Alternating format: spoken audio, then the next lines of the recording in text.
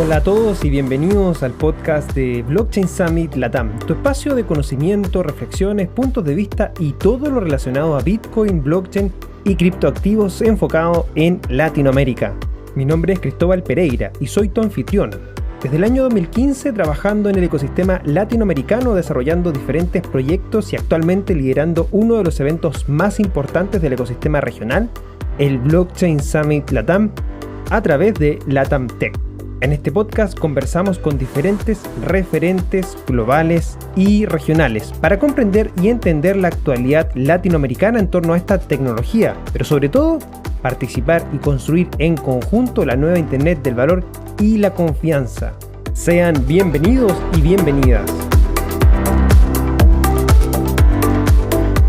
Este es un episodio especial que grabé con Bill Barhydt, CEO de Abra Global, y que fue llevada en inglés. Fue una conversación que tuve con él sobre el actual momento que estamos viviendo en el mercado de criptomonedas, especialmente de Bitcoin, los puntos de inflexión que vio él para que instituciones financieras tradicionales y empresas listadas públicamente se empezaran a ver a Bitcoin de otra manera, especialmente durante el último año.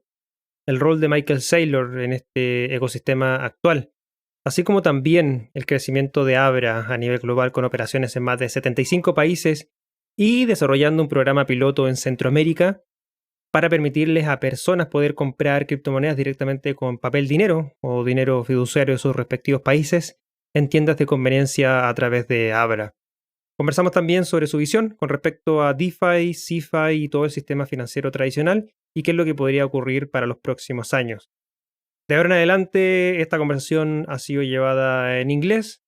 Si tienes cualquier duda o consulta, te invito a que te unas a nuestro canal de Telegram, BSL Comunidad, y por ahí te podemos asistir y ayudar sin ningún problema.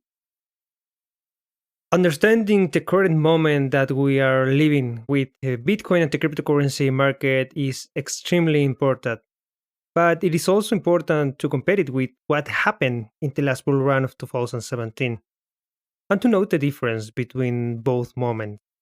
What have been the turning points that have marked the entry of traditional financial institutions and publicly listed companies to Bitcoin is what we discuss with Bill Barhydt, founder and CEO of Abra Global, one of the first cryptocurrency applications created globally. Bill is a professional with more than 25 years of experience working in companies such as Goldman Sachs, Netscape, and was part of the CIA and NASA. We also talk about the role that MicroStrategy CEO Michael Saylor has taken in all this growth in Bitcoin, as well as what could be the next public company that could be announcing the purchase of Bitcoin for its treasury. I asked him if the Bitcoin market could have been manipulated by the USDT and Bitfinex case, as well as if big whales could move it today. We also talked about Abra and the growth that they have been had in the last year, where he told me that they already have operations in more than 75 different countries, and that in Latin America they are implemented pilot programs in Central America for the acquisition of cryptocurrencies with paper money or fiat money in convenience stores through Abra. Finally, I asked him about this vision of the traditional financial system, the CeFi or centralized finance, and DeFi or decentralized finance ecosystem, and what we may be seeing for the next few years.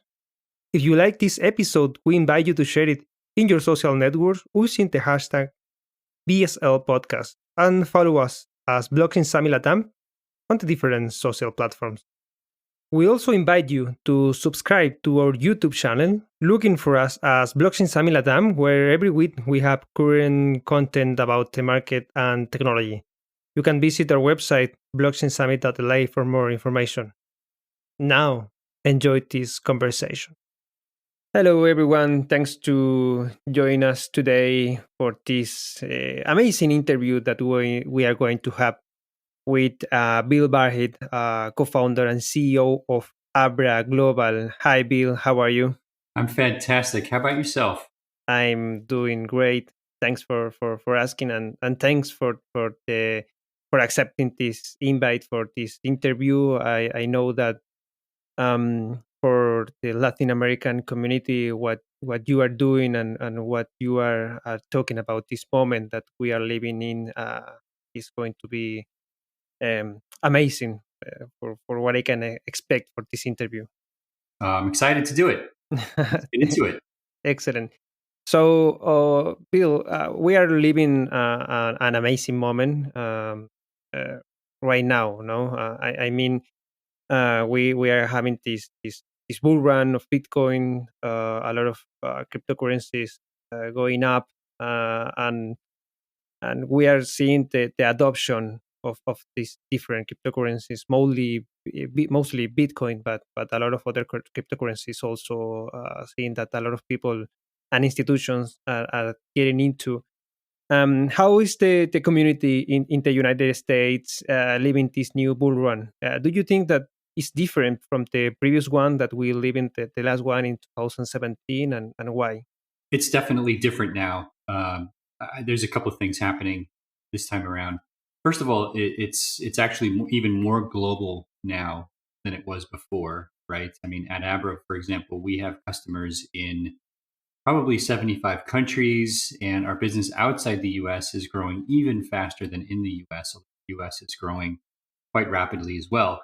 So that's exciting. I would say, but the biggest differences are one, we're seeing a lot more high net worth and institutional investors coming into Bitcoin and cryptocurrencies, whereas last time around, it was mostly individual retail investors that were driving the price. And I think that's part of why it peaked, because all of the kind of retail investors that were appropriate to understand what was going on simply maxed out at the time. And they're obviously investing in much smaller amounts than institutions or high net worth family offices, for example, would do. This time around, it's totally different because, yes, we're seeing a lot of retail investors, but we're seeing companies put Bitcoin on their balance sheet. We're seeing hedge funds, asset managers, all trying to think about how to get somewhere between 0.5 and 5% exposure to Bitcoin and in some cases Ethereum. This is totally different than the last time around when the institutions just weren't interested or just didn't get it yet. Now everyone seems to get it. Yeah, definitely is different for what we can saw the last bull run 2017. Right now we have a lot of different products related to Bitcoin. Mainly was different in 2017. We just have Bitcoin. Right now we have the futures options and different type of products that are being built on top of Bitcoin. And in that line, what are the roles of financial institutions and public companies in this last year from 2020 and until today? Oh, there's so many different things going on. I mean, I think that it's incredible that companies that have nothing to do with Bitcoin, like let's say Tesla, right? I mean, honestly, Tesla on the surface has nothing to do with Bitcoin. Their business has nothing to do. MicroStrategy, which is an enterprise software company, their core business has nothing to do with Bitcoin. These companies are now putting Bitcoin on their balance sheet because they believe that the purchasing power of the dollars that they're holding is falling dramatically. And the only way, or the best way, I should say, to preserve that purchasing power is through Bitcoin on the balance sheet. And given that Bitcoin didn't exist 12 years ago or 13 years ago, that is an astonishing evolution. And do you think that this package that the U.S. government, this new U.S. government of $1.9 trillion is going to affect the market, or is already affected? Yeah, that's a great question. I think we're going to see, like you said, 1.9 trillion in stimulus money being mailed out and sent via the banking system to U.S. consumers starting yesterday. I've seen estimates, and I agree with them, that we could see anywhere from 10 to $100 billion of that money making its way into Bitcoin.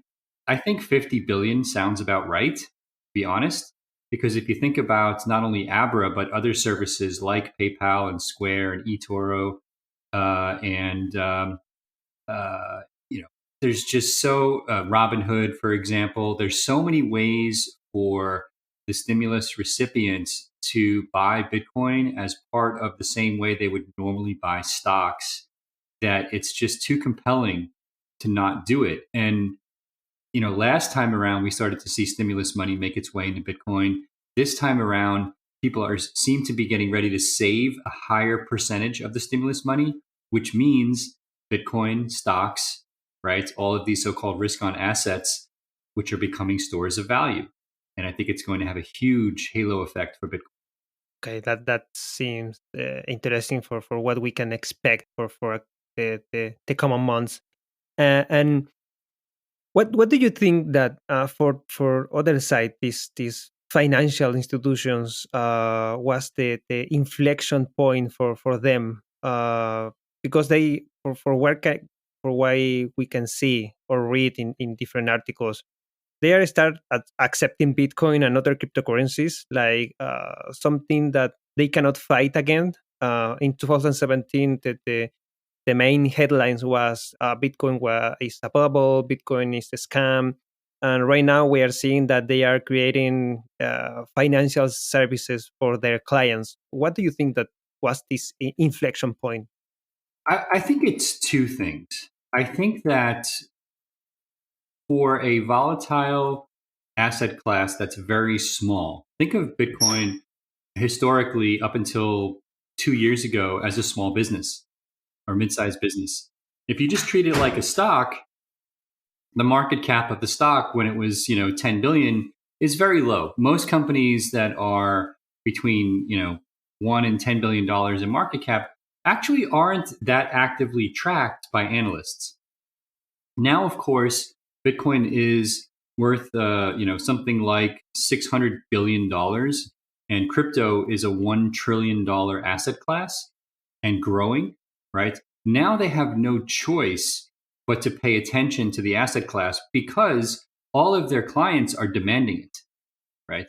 And this breeds part two, which is simply momentum, meaning momentum breeds more momentum. The more banks that are doing it, the more banks feel that they need to do it in order to keep up. The more financial institutions are doing it. When Mellon, which is the largest BNY Mellon, the largest asset manager in the world, said they were going to be offering custody services for cryptocurrencies, how can any other asset manager not pay attention and say, we have to do this, or we're going to get left behind? It's exactly what I lived through in the 1990s when I was at Netscape working on early internet.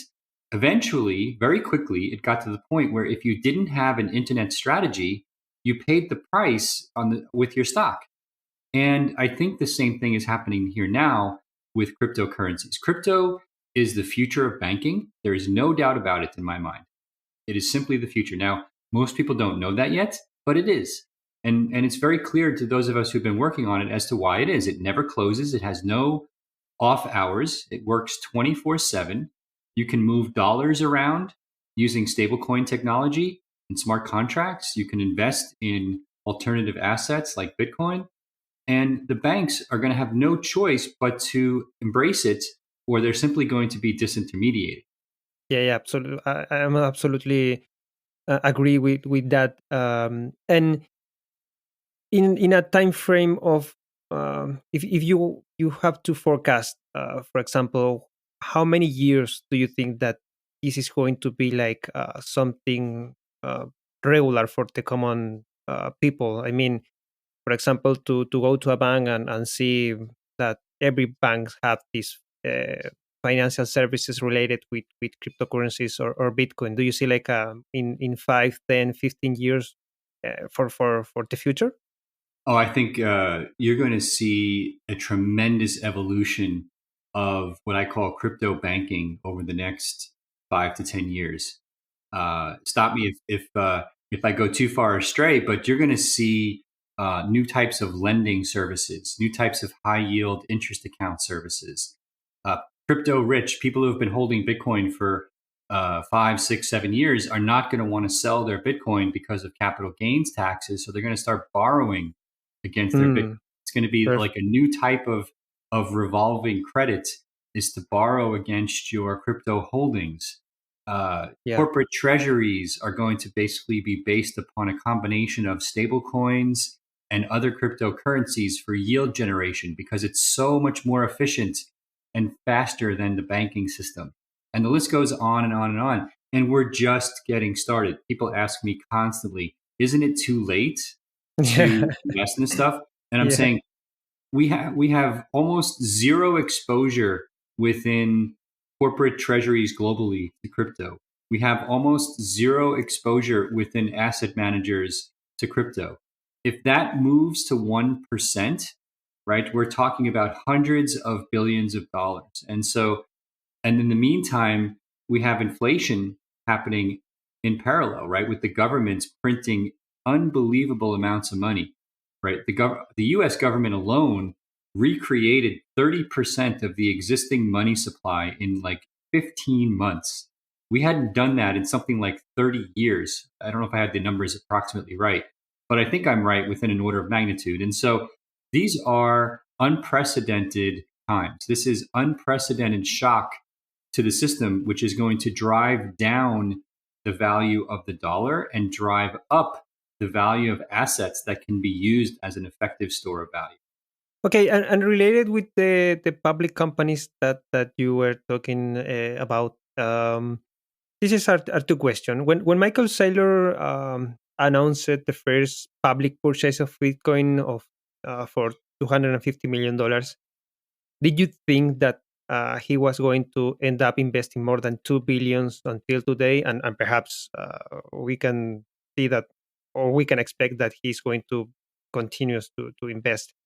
But the announcement of this purchase is not impacting the market. Do you think that the announcement of other publicly listed companies is necessary to impact the market again? Do you see like a Netflix, as Tim Draper commented, or what other public companies do you think that is going to be the next one to announce that has purchased Bitcoin for its treasury?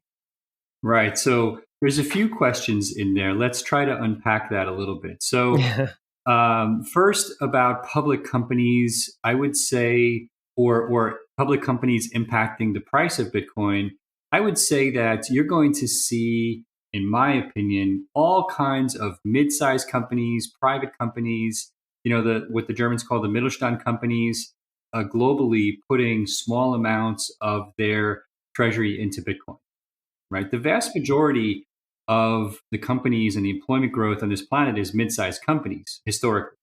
It's changed a little bit over the last few years because of the growth of the FANG companies, but by and large, it's still the mid-sized companies that generate most of the growth, and they're sitting on lots of cash that they don't know what to do with. And I think a lot of that is going to make its way into Bitcoin.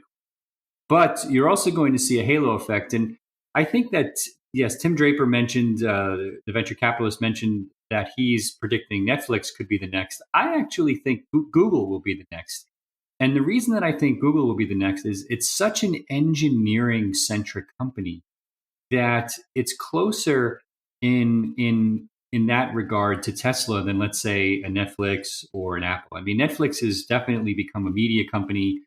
Apple is a media user experience company, although obviously very strong technology company too. But I just feel like Google doing this would have a huge global halo effect because they have such a massive global consumer base, and every company pays attention to Google because Google has like hundreds of thousands of companies as their customers because of their search engine and their email system.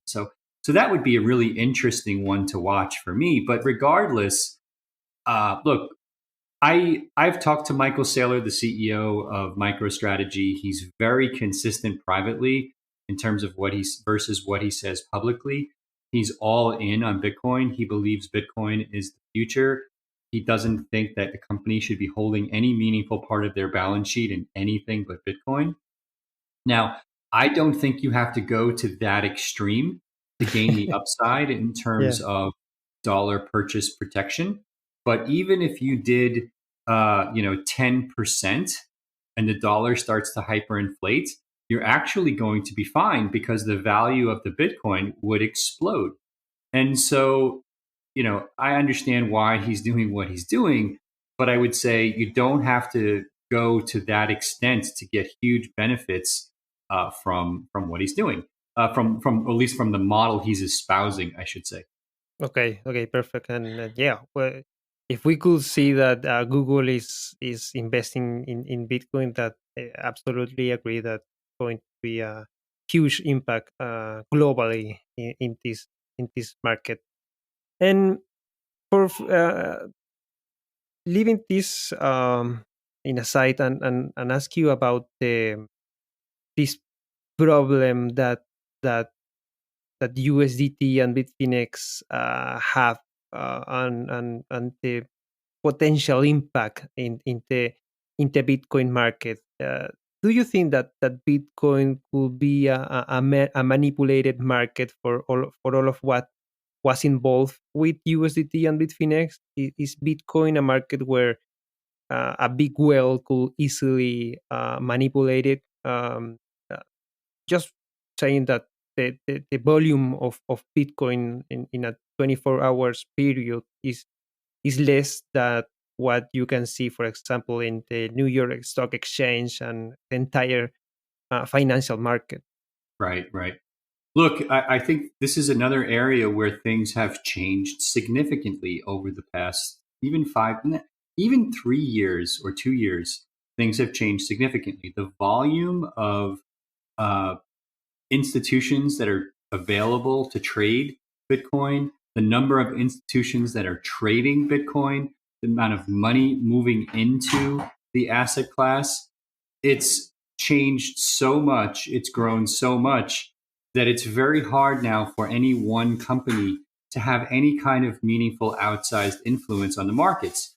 A few years ago, a company could go on to a regulated futures exchange like a BitMEX and get a highly leveraged position and have a significant impact on the price of Bitcoin. That's not possible, right? It would have to be a government putting probably $100 billion to work to do something like that, and I don't see that happening. So that's number one.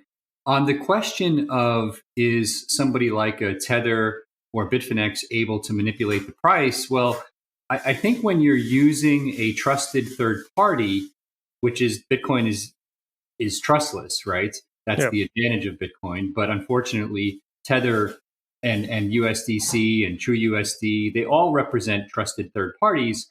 We have to treat them as such and basically hold them accountable for what they do. So the easiest way to do that is audits, which are, again, trusted third parties, but it's the best we can do right now until we become completely decentralized. So in that model, let them publish their audits, let everybody see the information and verify that they're doing what they say they're doing, which seems to be the direction that everyone's going now. And that's good. But eventually we won't even need the audits because even the dollars will be more decentralized like DAI and other DeFi solutions, and we won't need the audits anymore. But in the meantime, even Tether is not big enough to manipulate the price of Bitcoin anymore, in my. Yeah. I think that also was this was an important thing that ended up with this legal process that closed the New York East Court, for what I can remember. But definitely, I think that we are going to see more of these stable coins like DAI or other ones that are going to be more transparent in this process, and also USDT is not going to affect anymore in terms of the market of Bitcoin. And talking about Abra, the company that you are being leading for this from beginning of the this crypto market, and one of the first companies that put crypto in the hands of the people through a cell phone. I remember that when I discovered Bitcoin, one of the first companies that I I discovered also was Abra, and it was amazing what you are doing with the company. How have you experienced this last bull run? You told us that you have clients for more of 75 different countries. How was this user growth been, and from which countries or regions are you seeing a more important increase? Sure. It's amazing to watch. I mean, we have customers, as I said, in dozens of countries. In the Americas, obviously, the U.S. is our largest market, but we have customers in Canada, Mexico, and then south. We have all over Central America. We have customers in. We have a very big and growing customer base in Guatemala.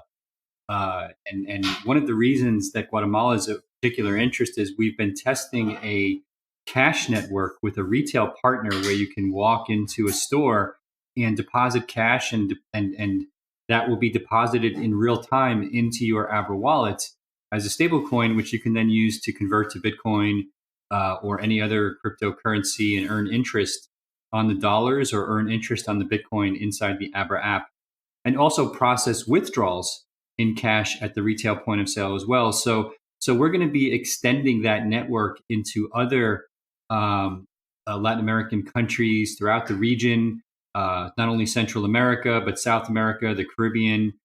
You're going to see this, I think, in the Dominican Republic, probably Peru, but many other countries throughout the region, including, and then eventually Mexico, Colombia. It's a very popular service.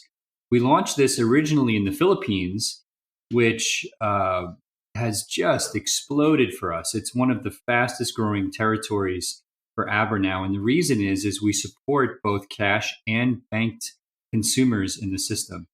And even some of our banking customers do their deposits in cash because they don't trust their banks when it comes to crypto. So they withdraw the cash, take it to one of the cash outlets, and then they do the transaction that way because they don't want the banks to be involved in their crypto transaction, which is perfectly fine. It's perfectly legal. They just don't trust their bank. And I'll be honest, sometimes I don't trust my bank either. So it's actually a pretty Yeah. good way to use Abra. We have those cash networks now in Southeast Asia, Central America, the Middle East, India. And it's taken us years to build that network, but it's now probably 15% or 20, in some weeks, 20% of our deposits into Abra are in cash, which is truly astounding. I don't know any other company in crypto that's truly as global as Abra is, and two, does such a volume in the cash economy in emerging markets. Yeah. I for what I can know, at least for companies in Latin America, even exchanges don't. You cannot give them cash. They just accept bank transfer, and uh, maybe it's because of these regulatory issues and anti-money laundering policies. But well, I expect that this could change in the future. And you talk about the infrastructure and the network that you have been built in order to accept cash and to expand the operation of Abra globally.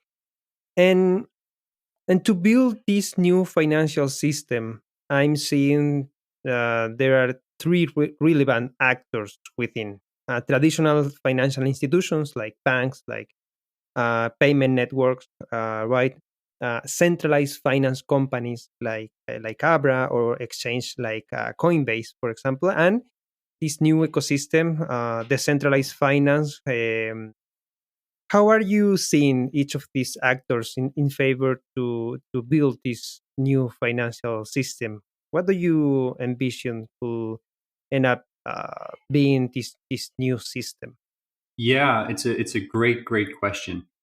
Um, I'll give you kind of my stack of how I think about new players and existing players, right? Uh, where do I start? So think about the internet. For those of us who were old enough in the 90s, when we saw the first generation of companies that built the foundation layers for the internet. We had companies like Netscape that were the first web browser. We had companies like VeriSign that would allow you to register a web page, which was a big deal, or host a web page somewhere. And those were really the foundational layers. And I think that the early exchanges are kind of like those foundational layers. They give you access to crypto. And we're going to see other companies add value on top of that stack over time. So for example, companies like Abra that are still centralized, but add a lot of value because we make the user experience so simple and offer myriad crypto banking services, like the ability not only to trade cryptocurrencies, but to earn interest on Bitcoin, earn interest on Ethereum, earn interest on your dollar stablecoins, and also access the banking system in your home country to deposit and withdraw money into Abra. And that's going to evolve into a model where companies like Abra will probably be more of a front end on future decentralized financial services, often referred to as DeFi, where we don't need to trust third parties anymore to manage our cash, to generate yield, to borrow against our crypto. Today, we're not really quite there yet, but I think in 5 years we could be.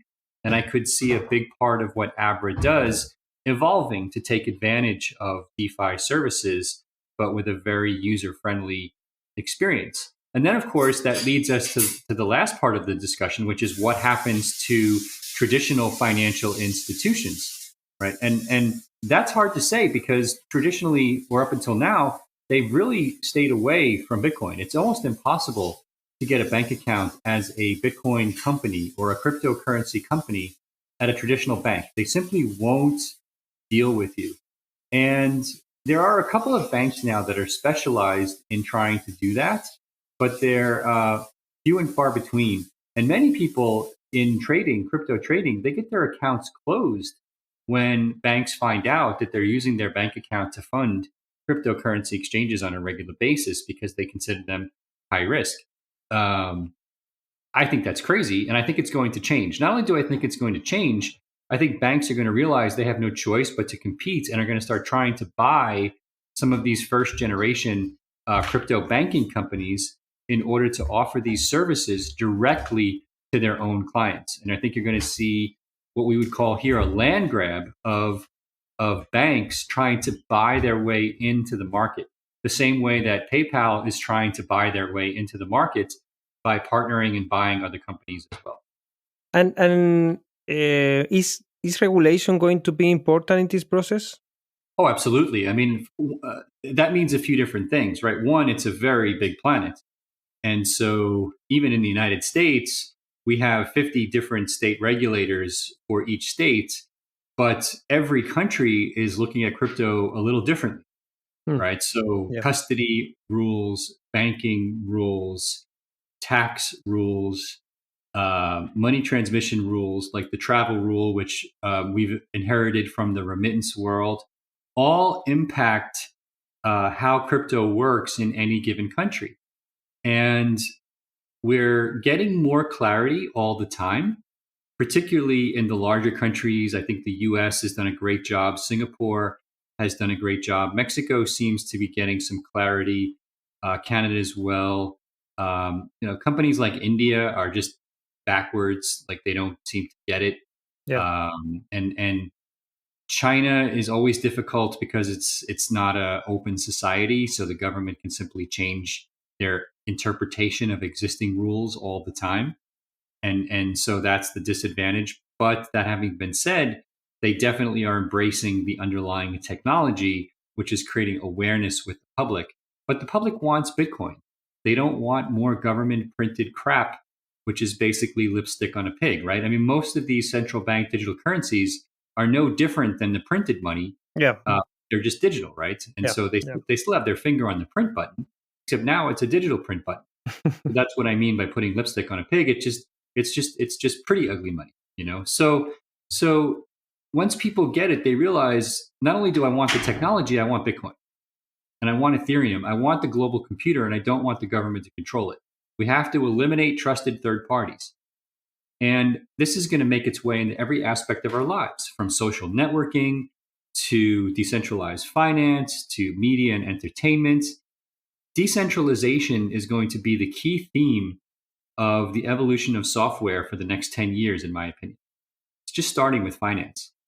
And so regulation over time is going to have less and less of a role to play, because once a service has no off switch, it's very hard for it to be controlled by a government, and that's a good thing. It represents the ultimate checks and balances against centralized power. But while we're on the path towards decentralization, the existing rules will be amended to apply to the new world order. That's my prediction. Perfect. That seems amazing. And for the actual the new government, the new U.S. government that is getting into, and the head of the most important regulators like the SEC, like the Federal Reserve, what are you seeing is going to be the work related with crypto for this the couple of years ahead? I think that well, I'll tell you what the most important thing they can do is, and I'll tell you what they're going to focus on instead. Okay.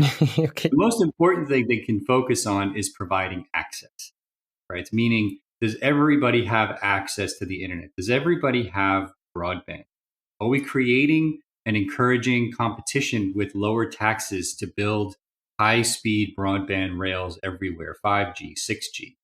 If you do that and you create that ecosystem that entrepreneurs can flourish in, right, with low tax regimes, we've seen this in the United States during COVID, where lots of entrepreneurs have been moving to places like Austin and Miami away from California, which traditionally it was the opposite. But now they're moving away because these other cities have low taxes. They have fantastic infrastructure in terms of broadband.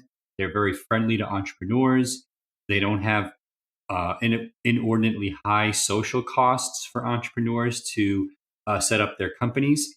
That's the most important thing that a government can do to create a flourishing economy, in my opinion. Instead, what they're going to do is they're going to focus on unnecessary consumer protections, unnecessary anti-money laundering laws that have been proven over time not to work. They're going to extend and hurt the lower part of the income pyramid with all of these draconian regulations that will continue to hurt the cash consumer at the expense of the wealthy consumer.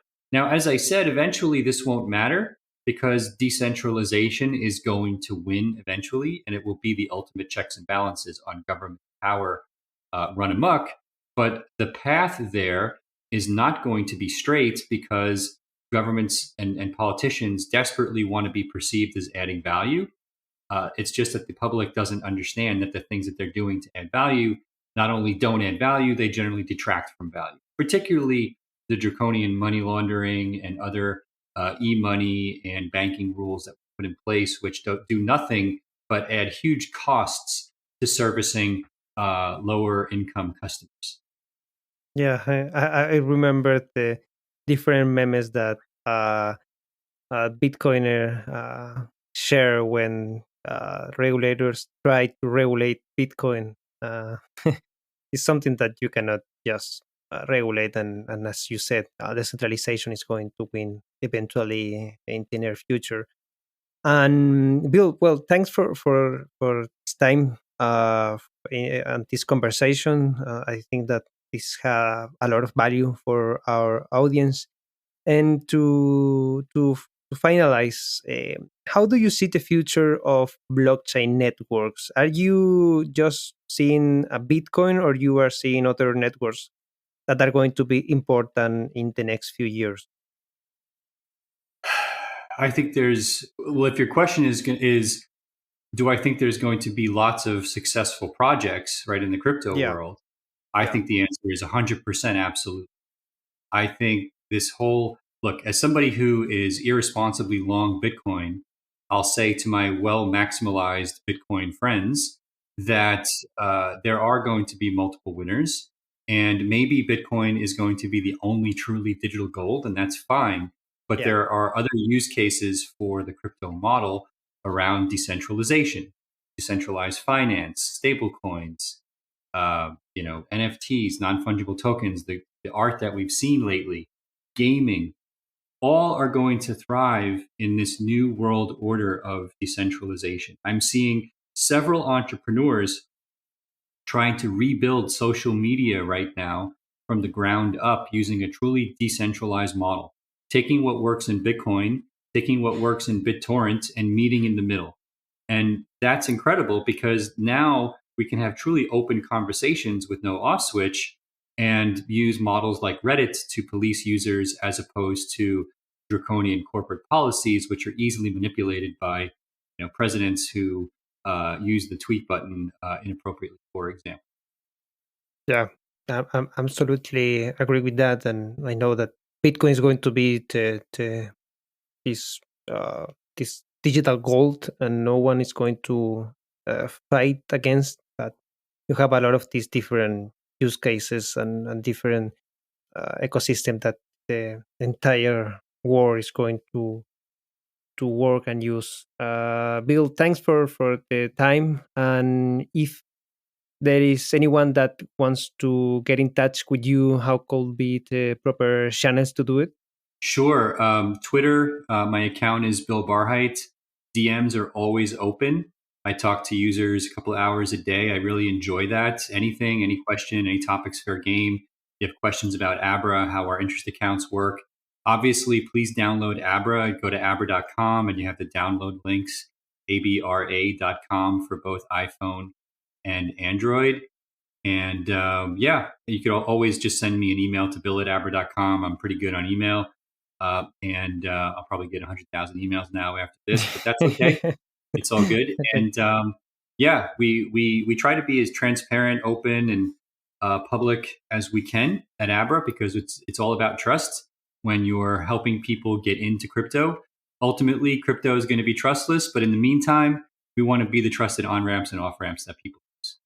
Excellent. Thanks, Bill, and I hope that we can share with you in another occasion, and we are going to send you an invite again for Blockchain Summit Latam event. It's going to be in July. We are just getting the dates, but we are going to send you the invite again so that you can share with us your knowledge. So thank you for inviting me. Yeah, no, don't worry. Was a very good talk that you did in the last edition. If anyone wants to see it, it's on our YouTube channel, Blockchain Summit Latam. You can review it. And well, thanks, Bill. Have a good day and an amazing week, and we can talk again in your future. Look forward to it. Thank you for having me. Thanks, Bill. Te recordamos que el Blockchain Summit Latam es uno de los eventos íconos de Latinoamérica sobre blockchain, DLT y activos digitales, con más de 600 asistentes, 50 speakers y 30 empresas por evento. Forma parte de Latam Tech, empresa que busca construir en conjunto la nueva Internet del valor y la confianza, a través de sus unidades Blockchain Academy Chile, Hack Latam y Blockchain Summit Latam. Las opiniones vertidas en este episodio son de exclusiva responsabilidad de quienes las emiten y no representan necesariamente el pensamiento de Latam Tech. Este podcast es traído y producido a ustedes por Latam Tech. Para más información puedes visitar nuestra página web www.latamtech.la.